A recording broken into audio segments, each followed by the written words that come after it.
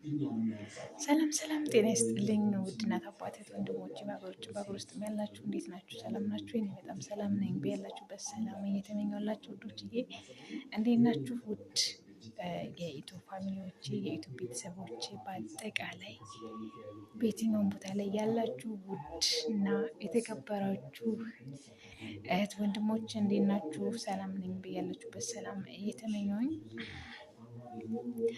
እግዚአብሔር ይመስገን። ቤቴ እንዴት ይመስላል ወዶቼ? ዛሬ ብታውኝ ድክም ብዬላችሁ ቤት ሳጸዳ፣ ልብስ ሳጥብ፣ የፋሲካ ዝግጅት ቤት ሲጸዳ መጋረጃ ይታጠባል፣ ቤት ይታጠባል፣ እቃ መቀያየር አለ ምናምን ምናምን በቃ ያ በጣም አድክሞኝ ያልኳችሁ ድምፄ ራሱ እንዴት ከዚህ በላይ ታብሼ ላውራ ድክምን ያል እንደዚህ ድክምን ያልኩላችሁ አሁን ነው ገና ያረፍኩኝ ማለት ነው። እና ያው እንግዲህ እግዚአብሔር ይመስገን በጣም እንግዲህ ፋሲካ የመጀመሪያ ጊዜ እንግዲህ በቤቴ በሀገሬ ከልጅ ጋር ላከብር ነው። እግዚአብሔር ተመሰገነ። እውነትን የረዳ እግዚአብሔር እናንተን የሚርዳችሁ መልካም እንግዲህ ፋሲካ በዓል የሚሆንልን ሀገራችን፣ ህዝባችን ሁሉ ወገናችን እግዚአብሔር ይጠብቅልን እና ውዶችዬ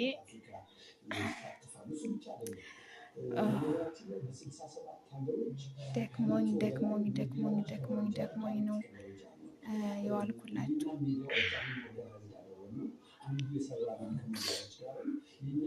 የሆነ እንትን ይለኛል እሷ እኔ ማለት ነው በጣም ሲደክመኝ እንትን ነው የሆነ እንደ ጉንፋን ሁላ ያደርገኛል፣ እንደ ጉንፋን ነገር ሁላ ይዘኛል እና ብቻ እግዚአብሔር ይመስገን አሁን ጨርሻለሁ ማለት ነው። ወደ መጨረሻው ጋር ነኝ። እንደዚህ እንትን ስትሉ ምናምን ቤት ግድ ነው፣ ብቻችሁን ስትሆኑ ትደክማላችሁ።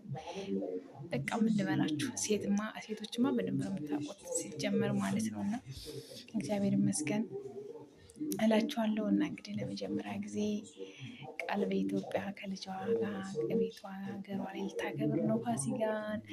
ማርያምን እንዴት ደስ እንዳለኝ እግዚአብሔር ይመስገን። እኔም ደስ ያለ እናንተንም ደስ ይበላችሁ፣ እናንተም ይሆንላችሁ፣ ከስደት ያወጣችሁ፣ ከስደት ወጣችሁ የራሳችሁን ህይወት የራሳችሁን ኑሮ የምትኖሩበት ያደርግላችሁ። ስኬት መቼም ጎደሎን አይሞላም። ማርያምን ምሬን ነው የምነግራችሁ። ጎደሏችን የምንሞላው እኛ ነን እና ጎደሏችን እንዴት መሙላት እንዳለብን ደግሞ እያንዳንድን ጎደሏችንን እንሞላበት የምንፈልገው ደረጃ ልንደርስበት የምንችለውን ነገር በደንብ እድሎችን መጠቀም አለብን ማለት ነው። አጋጣሚዎችን መጠቀም አለብን። በዚህን ዘመን በጣም ከባድ ነው።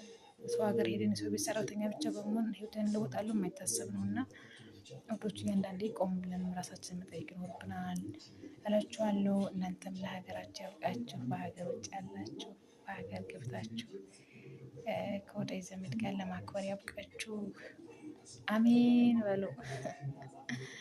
ማርያምን እኔ ህልም ነበር የሚመስለኝ፣ ግን እውን ሆነ።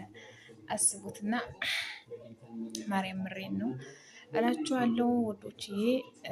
ብቻ እግዚአብሔር ይመስገን ስለ ሁሉም ነገር። ከዛ ሁሉ በኋላ እንግዲህ በሀገሬ ፋሲካን እንግዲህ ፋርጌን ልከብር ነው እላችኋለሁ።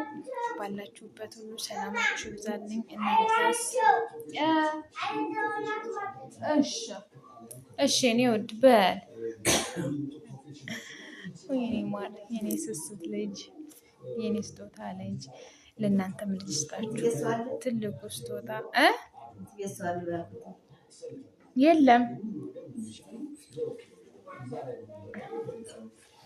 እና ወዶች እየላችኋለሁ። እና መልካም በሬ በዚህ ጋር ነው፣ በር ጋር ሆኜ ነው የማወራችሁ። እና እስኪ ደግሞ እንግዲህ ሙሉ ደግሞ ሰርቼ አሳያችኋለሁ። እና ሰላም ሆኖልኝ እወዳችኋለሁ። ሰላም ሳላችሁ አሉልም ብዬ ነው።